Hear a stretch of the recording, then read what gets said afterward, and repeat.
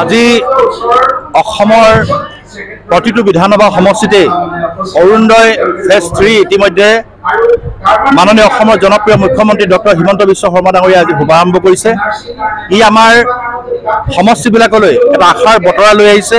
যিহেতু যোৱা লোকসভা নিৰ্বাচনৰ সময়ত আমি ৰেচন কাৰ্ডৰ কথা কৈছিলোঁ, আমি অৰুণোদয়ৰ কথা কৈছিলোঁ, আমি নিযুত মইনা আঁচনিৰ কথা কৈছিলোঁ যে 100 দিনৰ ভিতৰত আমাৰ আমি যদি চৰকাৰ আহে বা আমি যদি পুনৰবাৰ আমি চৰকাৰ অধিষ্ঠিত হওঁ তেতিয়াহ'লে এই আঁচনিবিলাক আমি পূৰ কৰিম।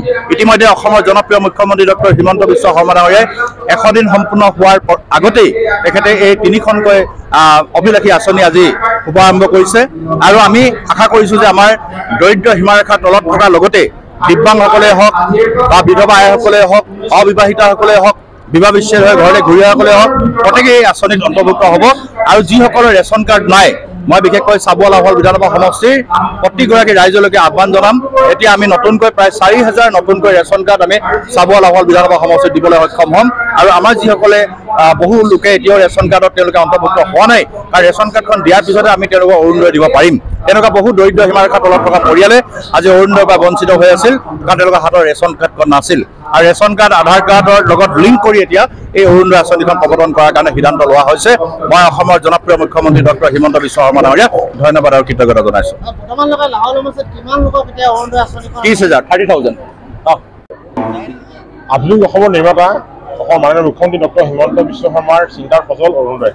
আজি অৰুণোদয় ফেজ 3 আনুষ্ঠানিকভাৱে শুভাৰম্ভ কৰা হৈছে। আজি সজাগতা অনুষ্ঠান ৰাজ্যখনৰ 126টা বিধানসভা সমষ্টিত এতিয়া সজাগতা সভা অনুষ্ঠিত হৈছে। আৰু আমিও চাবুৱা লাহোৱাল বিধানসভা সমষ্টিৰ নিকম চাহ পইচা কৰ্মভৱনত এই সজাগতা সভা অনুষ্ঠিত কৰা হ'ল।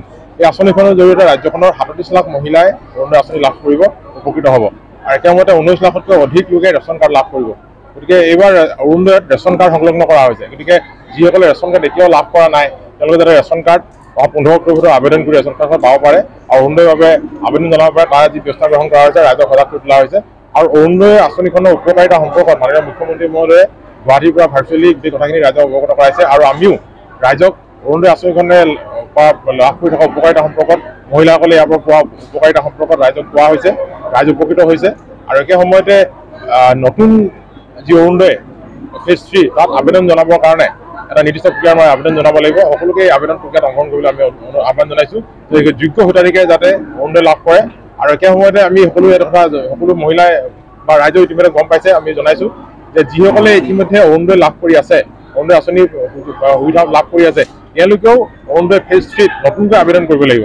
কাৰণ অৰুণোদয়ৰ লগত এবাৰ ৰেচন কাৰ্ড সংলগ্ন কৰা হৈছে। গতিকে সকলোকে এই প্ৰক্ৰিয়াত শান্তিপূৰ্ণভাৱে অংশগ্ৰহণ কৰিবলৈ আমি অনুৰোধ কৰিছোঁ। আৰু যোগ্য হিতাধিকাৰীক যাতে আমি নিৰ্বাচন কৰি ল'ব পাৰোঁ, তাৰ কাৰণে আমাৰ প্ৰতিটো গোটত সমাজকৰ্মীক লৈ বাছনি সমিতি গঠন কৰা হৈছে। সেই বাছনি সমিতিয়ে প্ৰতিটো গোটত ৰাজহুৱা সভা অনুষ্ঠিত কৰি যোগ্য হিতাধিকাৰী বাছনি কৰি উলিয়াব। আৰু আমি এই ক্ষেত্ৰত যথেষ্ট সাৱধান হ'বলৈ চেষ্টা কৰিছোঁ যে পেশী মাৰি ভতিজা নহয়, যোগ্য লোকে যাতে অৰুণোদয় লাভ কৰে, প্ৰকৃত হিতাধিকাৰীয়ে যাতে অৰুণোদয় লাভ কৰে, তাৰ ব্যৱস্থা কৰিবৰ কাৰণে আমি সকলোকে আহ্বান জনাইছোঁ।